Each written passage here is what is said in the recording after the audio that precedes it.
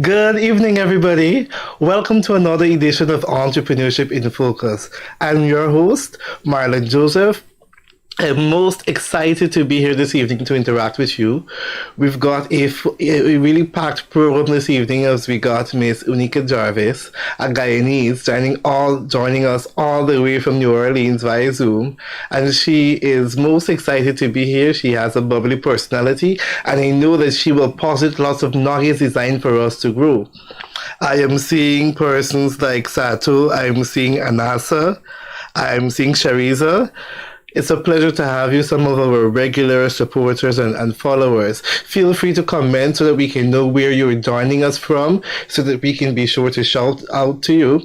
Feel free to ask questions so that myself and Unika can be able to answer your questions. Share the live stream so persons can follow and other persons can benefit from the information shared here as well. I am most excited. It is Tuesday and I look forward to every Tuesday interacting with you beautiful people. For those of you who participated in our our workshop tailored, particularly as it focused on emotional intelligence last week, it was a grand time. I must also let you know that Saturday another workshop is coming up titled People and Systems Management. People and systems management. So if you know of anybody who can benefit from that workshop, feel free to reach out to me on 652-1959 and they can get all of the information on how to register. I am seeing Corinne Jarvis joining from New Jersey. I believe that is your sister, Unika, isn't it? So correct is right. Yes, we have New Jersey in the house and persons joining from all of. I'm seeing Sandy Taylor. You're sharp. Good evening to you as well. It's a pleasure to have you.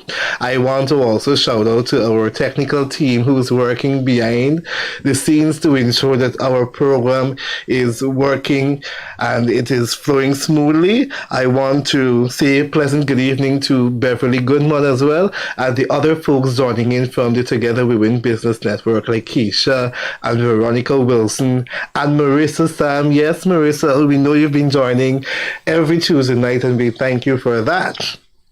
Let me not stand between you and our guest. I did mention that she is bubbly, she has a beautiful personality, and she's Guyanese, so you don't have to worry. And I want to let you know that Guyanese are doing phenomenal things.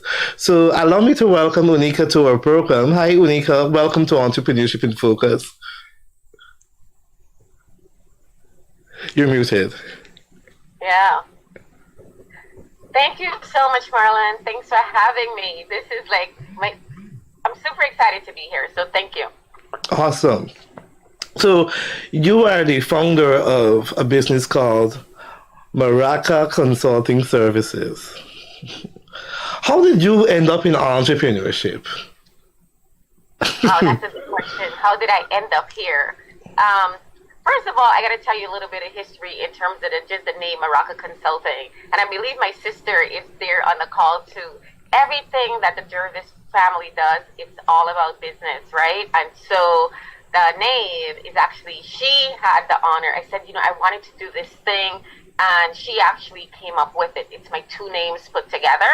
Okay. And so it's really a prideful thing for me to do when I think about that, the name of the entity that I am affiliated with in terms of being an entrepreneur, stepping out and being an entrepreneur was something that my older sister decided to bless me with. And that just kind of sets the tone for how I do the work that I do. But really, being an entrepreneur, deciding to be an entrepreneur, Marlon, it was just me sitting down one day and realizing that every aspect of my life, all the things that I was doing was grounded in helping people, solving problems, and I wanted to really take the opportunity to do that in a really formal way. And decided that, and also too, I wanted to move to my own ground. Right? My own ground. Lovely. Yeah. So decided that was something that I wanted to do, was to just venture out on my own and help to solve community problems and help to guide other folks that wanted to do that. And so Maraca Consulting was born. So what was your mindset like? I mean, coming from a place where you're working for people to now you've got to be on the ball and to get things going. How was that transition? Because I mean, if you don't work, you don't get paid. That is how entrepreneurship works. Yeah, for sure. So, so that's the one thing that, when I talk to people and folks, everybody out there wants to be an entrepreneur. And that is one thing that I would say, it is hard work. You have got to be prepared to do hard work because, like you said, it is where if you don't work, you do not get paid. And so it's something that really, you've got to be really sure that you want to do, that you have the stamina to do it, that the thing that you're doing also too is filled with joy because you've got to do it every day. And so that mindset, it's one of being prepared. It's one of, you've got to do an assessment, right? Because, sometimes to really truly be an entrepreneur, to venture out on your own, it's not because, I do a thing and I do it well, but you've got to really be able to make an assessment of, am I in a position where I can influence other people? Do I have supporters? Am I in an industry that's needed? Because every day you have to go out and be prepared to work hard to get your own clients. So it is hard work. And for me, I was at a point where, had done some really phenomenal work. Honestly, I've got to say the pandemic had a really big impact on me deciding that this was the time to branch out and do my own. I'd spent the last 20 years doing some really amazing work, but also too, I was driving other people's visions. Okay. Right? And the pandemic that caused us to pause and be at home allowed me the opportunity to say, you know what, well, Onika, what is your own passion? What is the thing that you would want to do? And this was an opportunity to do it. And so having that time to really pause and be quiet and not travel around, moving, was a blessing for me to be able to say, all right, let's give this a try. That's quite an interesting story because I remember during the pandemic, a lot of persons choosing to go back into employment because of different kind of reasons. But here you are saying, this is an opportunity for me to branch off and step out. So, and what you also mentioned is that it's important to do market research to understand the industry that you're going into, if it's a need or problem. And you must be able to position yourself to be able to answer that challenge effectively. So, Maraca Consulting, what problems does Maraca seeks to solve? Yeah. So first of all, we're having a porch conversation. It's beautiful outside in New Orleans. Love it. Sunny, warm. And so I decided to come out onto the porch and have a conversation with you. So the street is right there. My neighbors are here getting ready to, head on out and walk the dog and stuff. So I'm not being rude, but you're just hearing life as it is for me here. Yes. I wanted to share that with you, right? And so you could feel a little bit closer to where I am. Indeed. But what problem does Maraca Consulting want to serve? That's a really, really great question. And so we are innovating around climate change and renewable energy and regenerative gardening and organic waste. So going back, why did I choose that? So during the pandemic, as communities struggled with food insecurities, and as some of the places that I traveled to, Guyana included, the Caribbean islands, we realized that with the pandemic, really, we were inches away from having our food sources cut off. Okay. Right? Because we had become so dependent on our food being shipped in. Now we know that there's, it's being thrown around we're excited that, Guyana is the breadbasket of the Caribbean. Mm-hmm. However, as I have been there, so I spent part of my pandemic time in Guyana as well. So a lot of this actually, which I forgot to share with you, I made the decision to do this work home in Guyana. Beautiful. I made the big bold decision, so I knew I was going to be okay.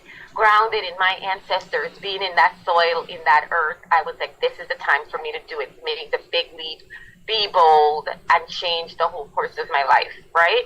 I was home in Guyana, on Charlotte Street, where I stayed when I come home. I was like, you could do this, right?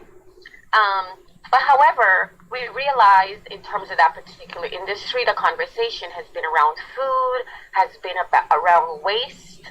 And certainly those were some of the things that I saw when I was home, struggling with our healthy food. There's a lot of waste that I've been noticing in my travels, and I wanted to do something about it.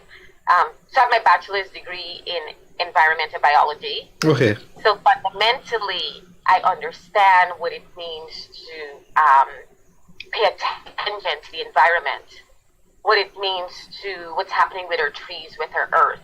And I wanted to do that. And so when I looked at our business models, and certainly, there's a lot, every community, every country, globally, we're having this conversation around food, around climate, around things that as a society we need to do better if we're going to leave this earth better, in a better place.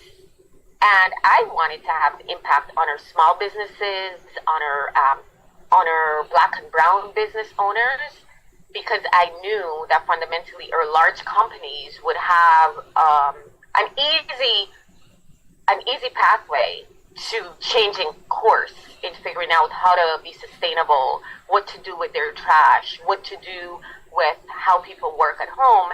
And sometimes our small businesses are the last to follow, but this was really important. And so I thought I wanted to do that. So I wanted to help businesses to do that kind of work and help initiatives that were focused in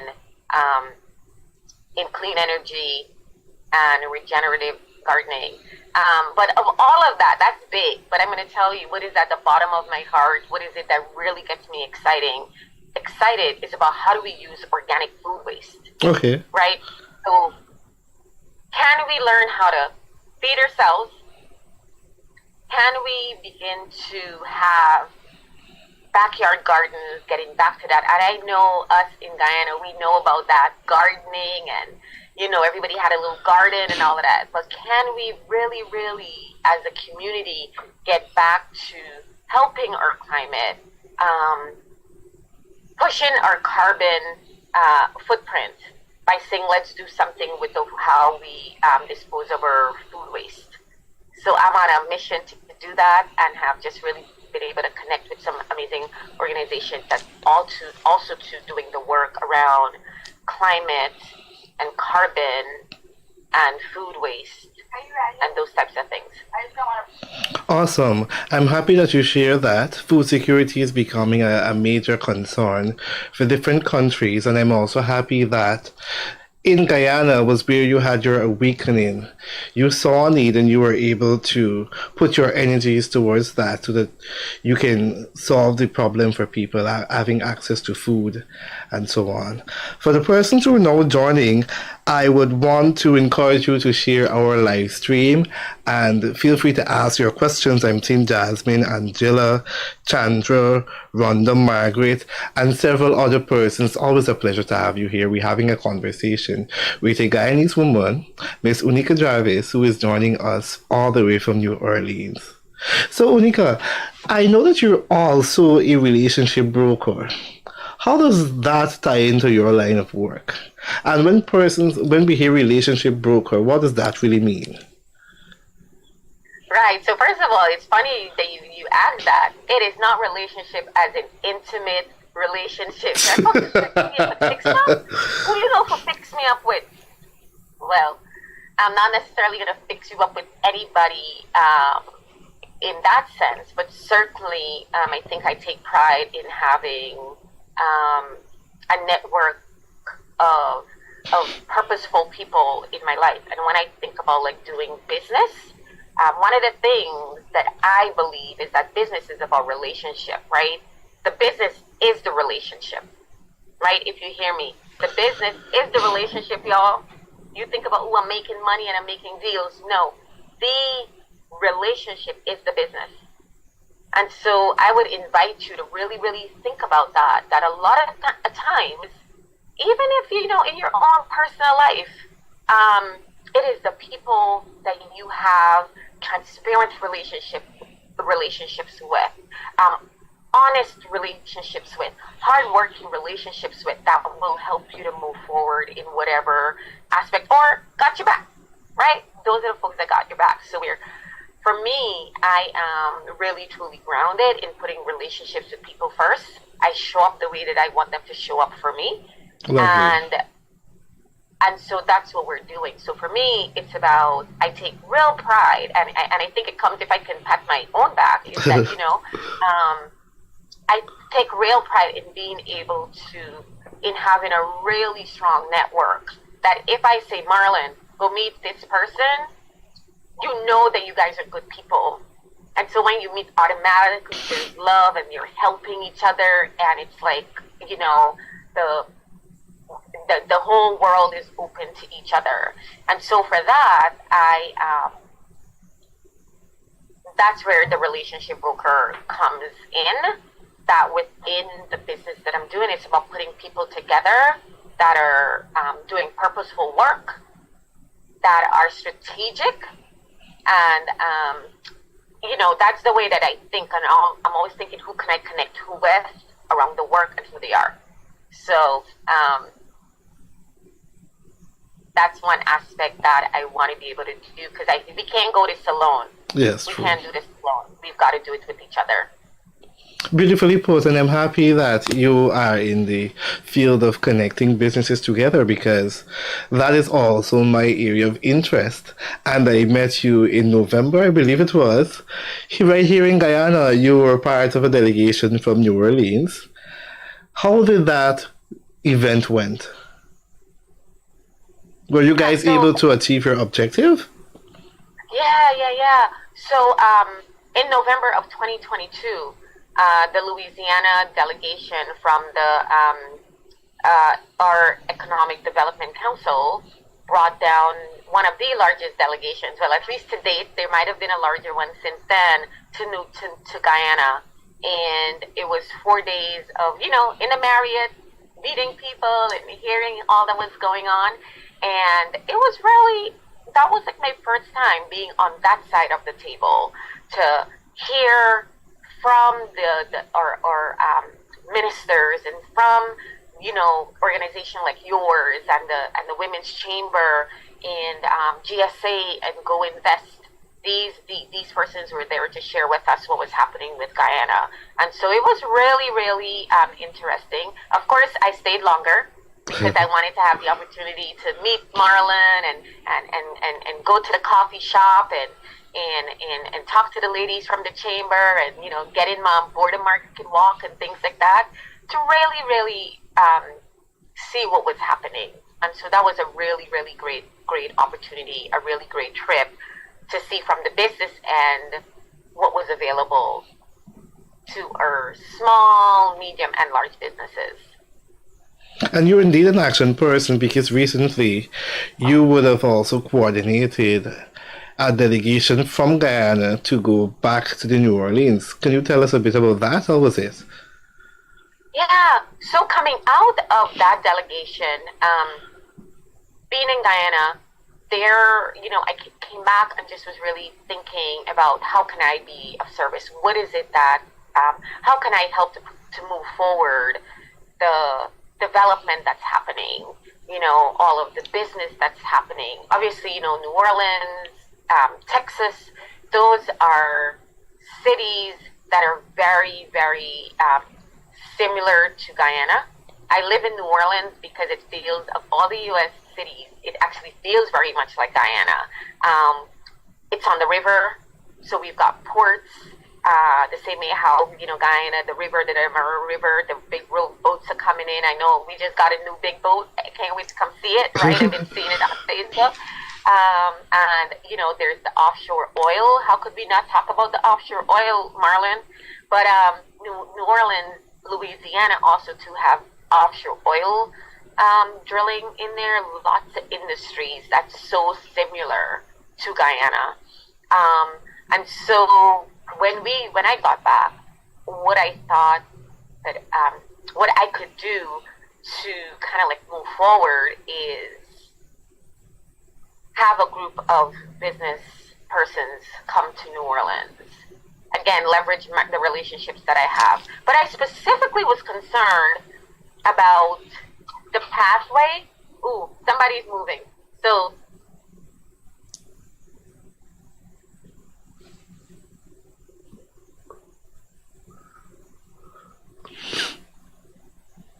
do you hear that in the background? No, we didn't.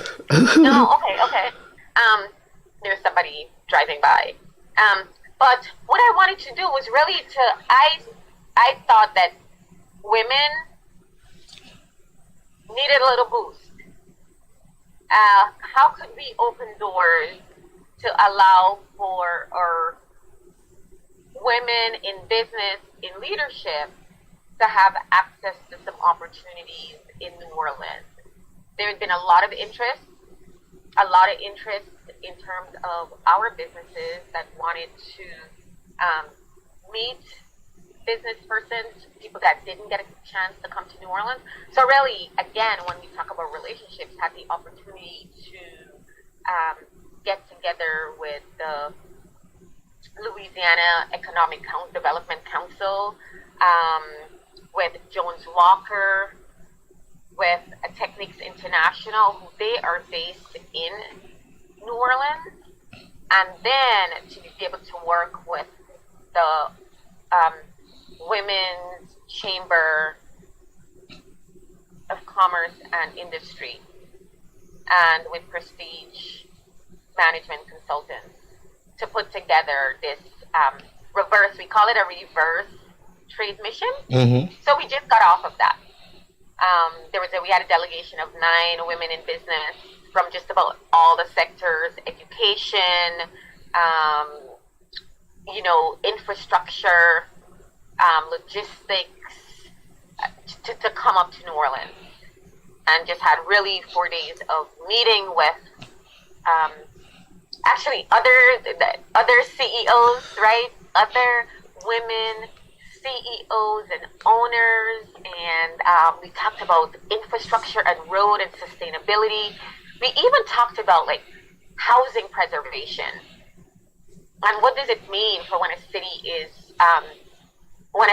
developing, and are there structures that we need to make sure that we're preserving, right? How do we maintain our history of our cities? So, and we explored the waterways and the ferry, and of course, we then had the opportunity as well to talk with those business people, right? Because at the end of the day, we're here for business. Mm-hmm. And so how do we talk with some business, over 20 business owners and CEOs from Louisiana was here to learn about Guyana and to meet folks. And we were fortunate to have Minister Council, he's going to kill me for butchering his name. I'm going to say Ali.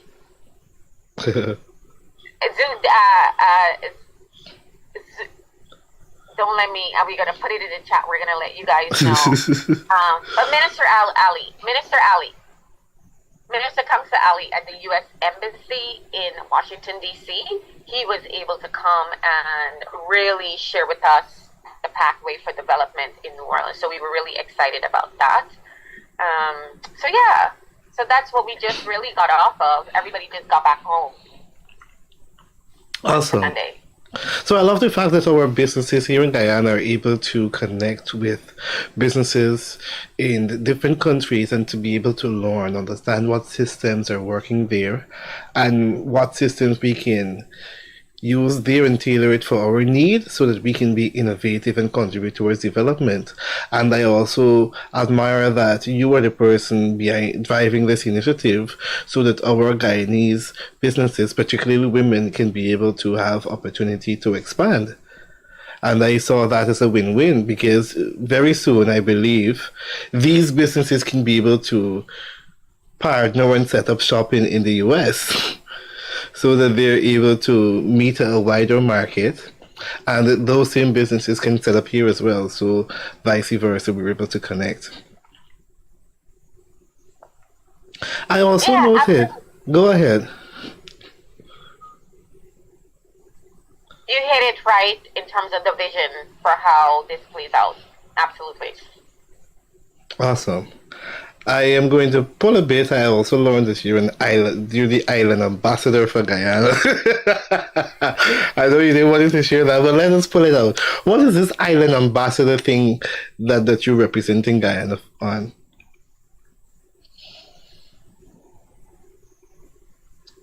There is, again, when we go back to talking about climate, when we go back to talking about, we're talking about climate justice, we're talking about climate financing, there is this huge global conversation that's happening right now around how does countries, and particularly developing countries, stand up to the world to say that we matter, that our climate matters, that we are that we need to be taken care of well. So there's COP27, COP26. Basically, it's when all of our world leaders get together and talk about the climate and the environment, right? And so there's this particular organization, Island Innovation, that has said that the way for us to do that is that we can't be just a couple of people off in a corner talking about this. We actually need to get people from those diaspora countries that are actually interested in, that knows best what's happening in their country, to be advocates for them, right? And so I decided that I wanted to stand up for Guyana, and I'm not the only one. There's actually another young lady that is also part of this. So Guyana, there's two of us out there that's fighting. One is about educating ourselves. We've got to get the information out there. Like, what are we talking about on a global scale? Where is there financing globally that can help to push initiatives for our country? What are some of the best practices when we talk about how do we take care of our shores? Guyana has been flooding. What does that mean, right? In order for us to have conversations with government, with community members, because it's going to be the community that is going to change this. We can't wait for government, right? So we've got to educate ourselves. And I know Guyana, again, we're educated people. For years, we've always been the smart ones to be able to speak up and have the research. And so I just wanted to, again, be one of those stakeholders to be able to have Guyana a part of the conversation. So you're going to hear a lot more about that. And would definitely love as well to share with you the information so you can share out, because anybody can participate in the organization to get information from there. Barbados, Trinidad is big up in the thing, y'all. They are getting all of this information for their country, and we got to represent. We got to get the information too. We have to let them know that, we've got, 83,000 square miles that we need to make sure that we keep in pristine environmental order, even as all of this development and oil drilling is happening. And so it's an opportunity to do that. Okay, so have you been able to discuss with anybody here in Guyana as it relates to government or senior functionary about the environment and your view so that they can be able to better represent us when they go to the conference? Well, you know what? Not yet. Soon come. Soon come. But you know what? I know I would be remiss if I thought that people weren't having the conversation already. I know that and I've seen some articles and things that, where, government persons, and I know the agriculture department is charged with thinking about how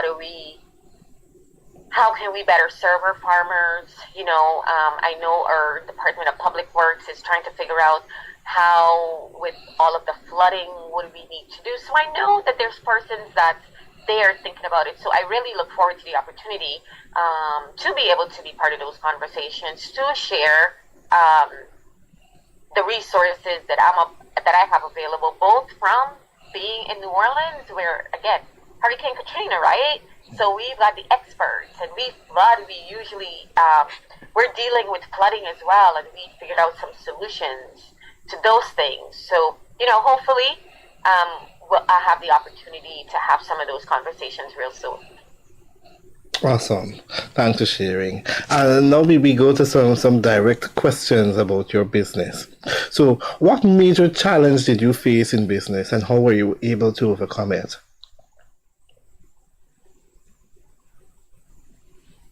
Major challenges. I don't really exist in challenges, right? Like for me, a challenge is an opportunity to create a solution. Mm-hmm. Beautiful. And I would probably say that for me, the challenge is sometimes is my own self.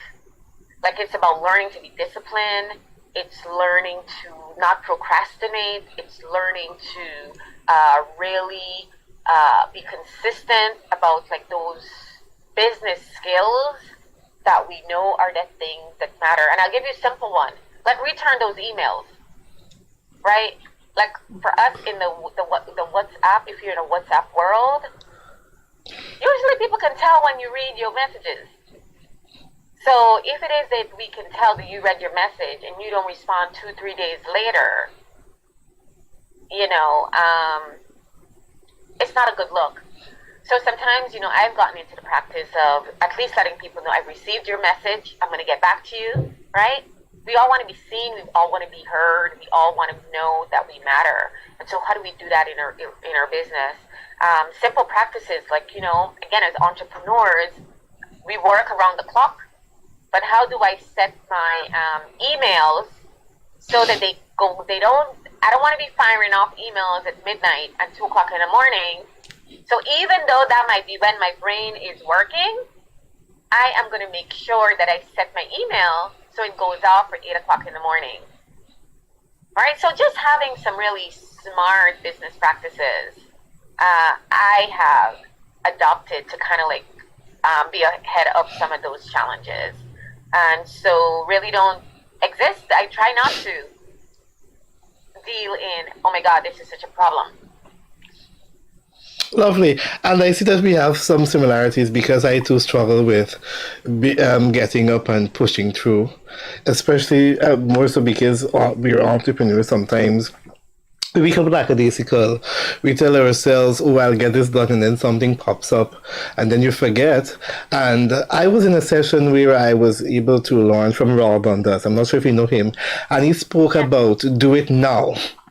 So he gave us the idea where we were able to type out nicely, do it now, and some papers, and we're pasting them on different parts in different rooms. So every time we see it, we think about all of the things we have to do and being able to get it done. Also, the book that I'm reading, The 48 Laws of Power, spoke about creating a to-do list.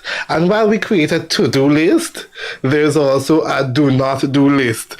For instance, don't go and play Ludo because I love my Ludo. Don't go and check WhatsApp very often and stuff, so that you won't be distracted.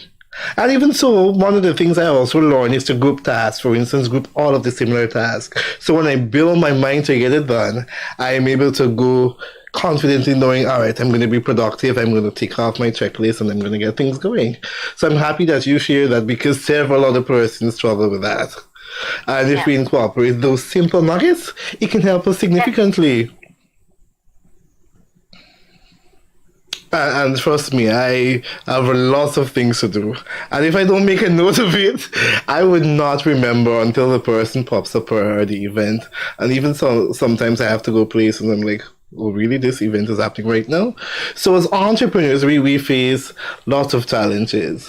Entrepreneurship is never easy, but of course, It is a field where you can learn it and you can challenge yourself to become better. There are several different books available that persons can read to be able to catapult their growth and point them in the right direction. There's some key people that you can network with and you can grow. For instance, I was able to form what I call the boardroom. So at the boardroom, we have some members who would come and they would talk about their business. For instance, you would talk about what is it you want to do, the challenges that you're facing, some of the successes. Can we celebrate you as well? And we hold you accountable. So you are actually defending and providing information to all of us who are functioning as chairman of your business. And we all hold each other accountable. You're given timelines by which we need to complete different tasks so that we can hold each other accountable and help others grow. The road is not easy, but there are different innovative ways in which we can help persons to grow. And one of which you're doing is by brokering relationships, bringing people together, connecting people that are innovative and that are doing smart things. So kudos to you for that. What major successes would you describe that your business would have encountered? Yeah, I love all the tips that you share. I love all the tips. I think, one of the things too, I say, like, for me as an entrepreneur, it's all about learning, right? Yes, you're in this skill set and expert, but you're also too learning every day and just being able to give yourself grace as well as you do it, and surrounding yourself with those types of people. So success. Oh my God. So many for a young business, and I would wanna say that just the opportunity to I'm gonna say success for me has been just really being able to, like, stay the course over these last 2 years of being kind to myself around, like, I am learning this work, and certainly I had the opportunity to have, like, right out the gate some amazing projects that I worked on, all because of my relationships. But then right now, it is where honestly, Marlon, one of the things that I decided to do is that I was only going to do projects that really made me feel good and were, like, I could say even before I envisioned the impact that they were having, that I wasn't going after the money. And so because of that, just about every project that I've been able to complete, I feel really good about. But I've got to say that I honestly, this last project here, in terms of where I decided that I wanted to focus on Guyana, I wanted to, like, have the opportunity to work with young business women and to introduce them to my circle, which is basically what we did, introduce them to my circle of business influencers. That I'm like absolutely proud of. And I mean, a brilliant set of women that had the opportunity to come. So I'm really super proud of that. Really super. And I've got to say too, not to, like, even like for you and I connecting and staying connected, since being in Guyana, that's, like, really been a testimony to technology, but finding a common purpose. And it's something that I'm totally committed to being able to continue to do. I must say congratulations for staying the course, because we find many businesses, particularly small businesses, they start up and 2 more mornings they close. Because it gets challenging, it gets lonely. Some of your friends and your family, they doubt you. You even doubt yourself. But staying true is what matters. And one of the things I encourage persons to do as well is to celebrate small wins. Small wins help you significantly when you celebrate them. They build your confidence to go forward. You're able to utilize your innovative and your creative skills. And there are always persons that are rooting for you, even though you might not see it. You have to be consistent in showing up and delivering. And I'm very happy that you are dedicating your time to help businesses, particularly women-owned businesses in Guyana, so that they too do not fall off the map and go haywire. Because I know that you understand some of the challenges we face here in this part of the region, and helping women to grow, particularly as we're on the verge of development due to the emerging oil and gas sector, is really a big thing.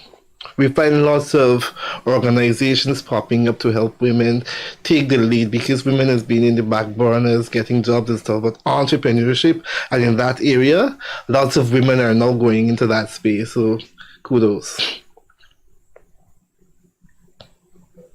Yeah, absolutely, absolutely. Well, you're there doing your thing too to make sure that you know we stay relevant, and businesses, small businesses, which I totally believe that small businesses is what actually runs and changes community and families, right? So this is like really great work. And going back to your question about like staying motivated, listen, y'all, do whatever you're doing, make sure it's fun. Because if you are doing something that is not fun, oh my God, who wants to go to work? So for me, I've been blessed. I love what I'm doing. So the work is fun. The work is fun. And I was just telling my sister, because we're working on a project together and getting ready to actually come to Guyana for a project. And I was like, can we just please have fun? Can we please just make sure that we're having fun with it? No matter the problems, no matter the hard, I want to show up with fun. So that's why I'm like my tambourine. I'm going with my tambourine because who could be, you hear this thing and you're like, you can't help, right? If I could do steel bands, I failed steel band class in Bishops. I'm a Bishops girl. Okay, nice. I remember he was like, the steel band teacher was under the front of the school, and Mike could not get my hands to do the thing to coordinate it. So I only think I didn't make it to the second level of steel band, but it's in my heart. So I can do the tambourine. So we gotta have fun. This is my reminder to have fun with the work. I'm happy that you carry it along and you're reminded constantly because it's actually a term for that. We call it functional but not fulfilled. Yes, you're able to get the work done, but are you fulfilled? Are you happy? Are you feeling satisfied at the end of the day? No. And sadly, when we look at organizations, we see lots of persons who are functional in positions, but they're not fulfilled. And because they're functional but not fulfilled, we find lots of challenges happening within organizations. Persons and their interpersonal conflict, persons being rude to the members of the public because a square peg in a round hole. Awesome. So, we're talking about Guyana. Do you believe a lot is being done to create a safe space for small businesses in Guyana? You know what? I could just be hopeful. I don't know. I know for one, I see you working really hard to create that and getting some momentum. But I think, like in every society, I would say that there is always education that needs to happen. We've got to be intentional about when we talk about small businesses or when we talk about unrepresented people. And so, we've got to be really, really intentional about what are some of those things that we do to kind of like level the playing field. What opportunities are being made available? And I see you and the folks in your organization being really big advocates for putting out what those things are. Like when we talk about access, like when we talk about small businesses, we're talking about things like financial access, not giving money away. I am not a believer in free money. I'm really not free money, but we look at it about access.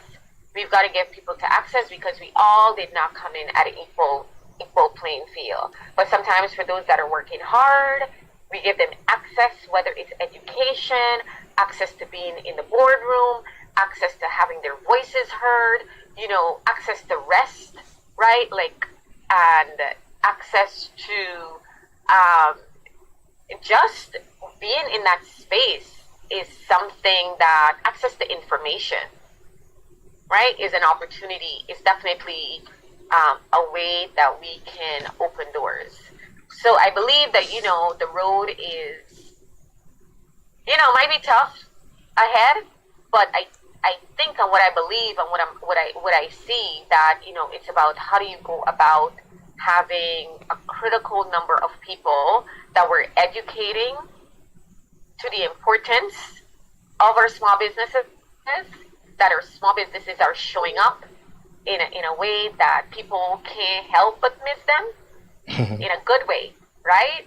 And I know that you are, Together We Win is making sure that people have the tools to be able to do that.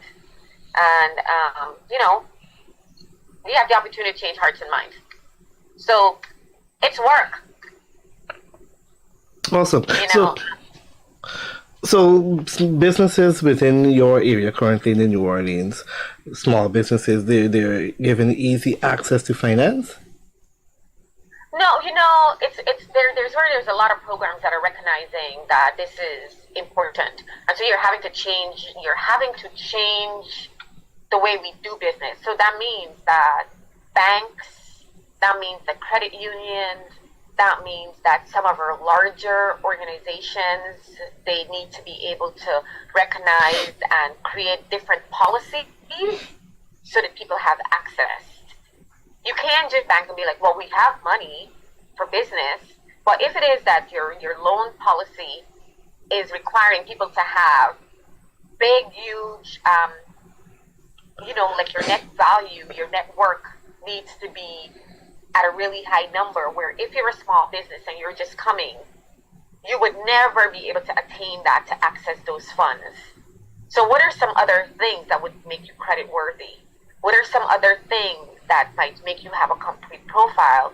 Those are the things that we're needing to educate our loan officers about. Those are things that when you go to organizations that are critical, some of our larger organizations that are doing programming, that they can make available. So we've got to change the rules. We can't just say we have the program and we have the money, but the access to getting those are the exact same guidelines. And so in New Orleans, those are things that community members are talking about, that people are lobbying and making sure that we have the opportunity to change how policies are made. In other words, there's a similarity here. And one of the things we are trying to do is to have a conversation with lending institutions, banks, and so on, to say to them, let them try to be creative with their approach so that finance is easily available to SMEs. And one of the ways in which we're doing that too is by pulling businesses and lending institutions from other countries as well, so that businesses here in Guyana have options so that they can use to access finance, as well as to discuss some of what they think these organizations should implement. So it's a dialogue between businesses and these institutions. So I believe we're on the right path so that persons can be able to access information as well as finance to grow their business. And the work of entrepreneurship and business development is ongoing. It is never ending.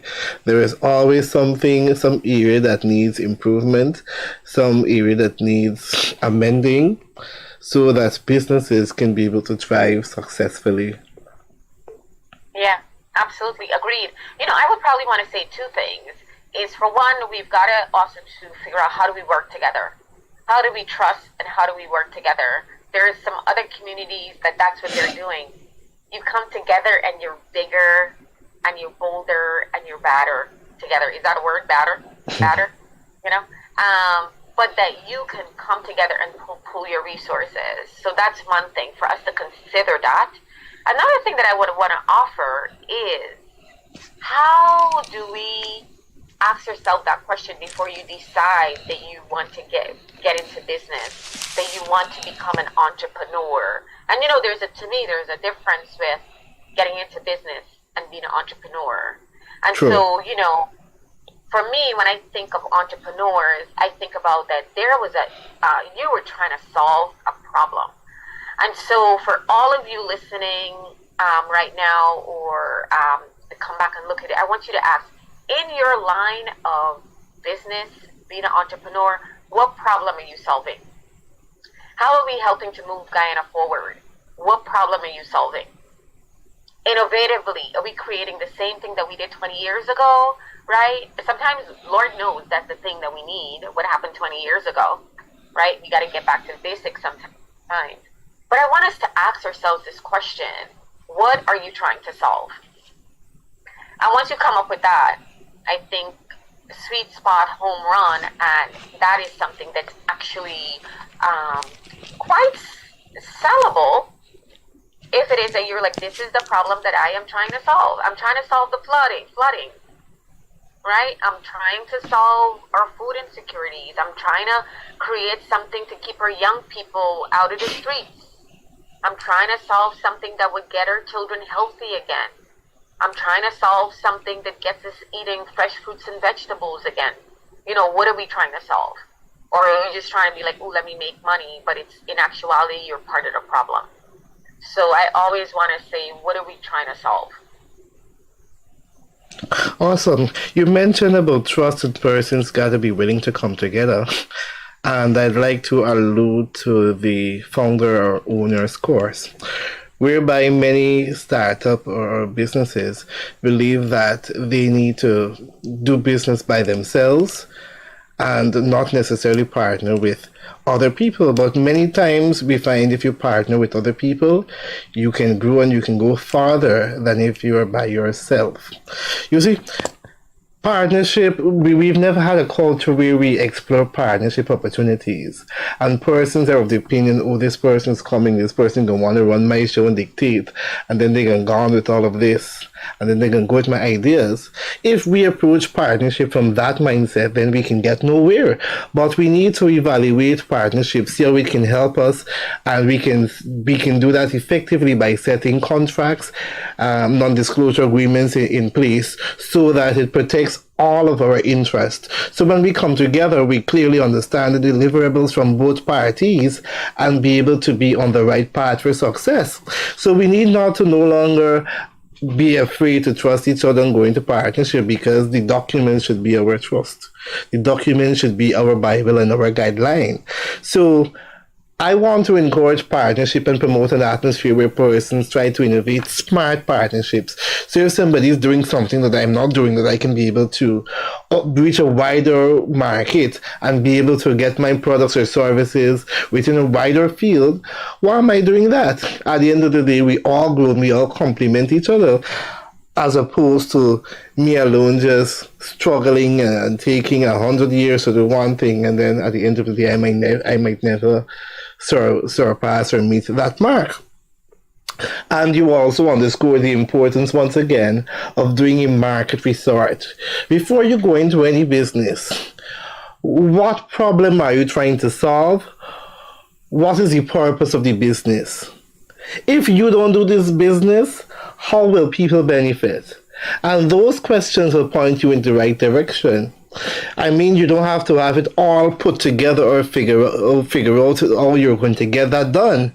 But having an idea, having a start of where you want to go, and that determination is where it will guide you. There's that thing called on-the-job learning, where you're able to learn and you're able to get information and new ways in which you're to get it going, as well as the very term of the word, entrepreneurship, being able to take risk. Risk is the important or the essential part of entrepreneurship. You cannot be an entrepreneur if you cannot, or if you're afraid to take risk. As was discussed earlier by Guyanese critic on a previous page, you've got to be ruthless, you've got to be fearless. You cannot be a fearful person going into business. It just cannot work. Right. So if you want, get a job, but if you're going to go into entrepreneurship, I believe you should give it your all. And as a matter of fact, any single thing that you're doing, you would want to ensure that you're giving it your best.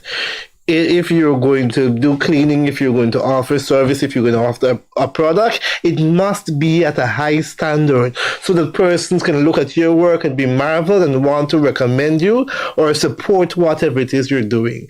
We've got to move away from offering mediocre services and products, particularly as we're talking about development. And that was also one of the reasons that you would have worked with some of the Guyanese here in Guyana, so that they're able to see firsthand what is going on, how the other businesses are operating, and they can bring back some kind of system or structure here that we all can benefit from, and that they can add to their unique, innovative component. So my question of the evening, Onika, there may be other businesses out there that are doing similar services that you're offering. Why should we come to you? Well, I'm not necessarily, that's a good question. And, we're similar. We're similar. You come to me if it is that when we talk, like we're talking the same language.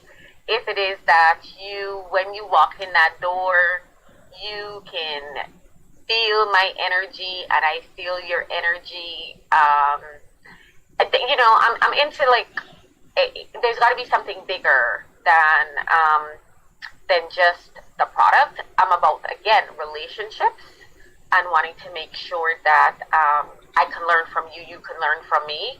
And fundamentally, that is the kind of operation that I am looking to be in partnership, looking to be in relationship with people that I work with. So, definitely, if you're looking for somebody that's going to be your champion, I'm your person, right? If you're looking for somebody that is going to walk along with you, I am your person. And only work with me if you want to, right? If it is that you like, the girl with the tambourine. The tambourine girl. Absolutely. I am that person. So yeah, so that's a little bit, but we fundamentally, it's what your soul says when we have the opportunity to talk and brainstorm around whatever your project is. Awesome. Thank you very much for sharing. And even as we're discussing, my mind is wondering what is really going on here in our country, because I'm being told that there's a robbery happening outside. So, again, with our business community and all that is going on, I personally, as a citizen, is wondering what is really going on, where we're heading to, because every day we're seeing something. If it's not accident, it's robbery, it's a murder. And we're wondering where we're heading as a people. So I'd want to encourage Guyanese to think about what you're really doing and to make a decision to be different, to be better, to decide that you're going to work hard for whatever it is you want. And at the end of the day, you can look back and say, well, I would have achieved X, Y, and Z by working and being dedicated. And of course, you will live a more meaningful life without having to worry that achieve this thing and somebody can come for me or something of the sort. Yeah, absolutely. And unfortunately, that's happening everywhere. Just about every community. True. We had a pandemic, and so people are not well. I know that you're also too concerned about people's mental wellness, and first and foremost, if I'm right, what is it? Social services, right? That's yes. Counselor, that's helping. We don't do this work if you don't want to see people, because y'all, there ain't no money in this work. Not big millions. It comes from somewhere else, right? It's an intrinsic thing of helping people to create and build on their dreams.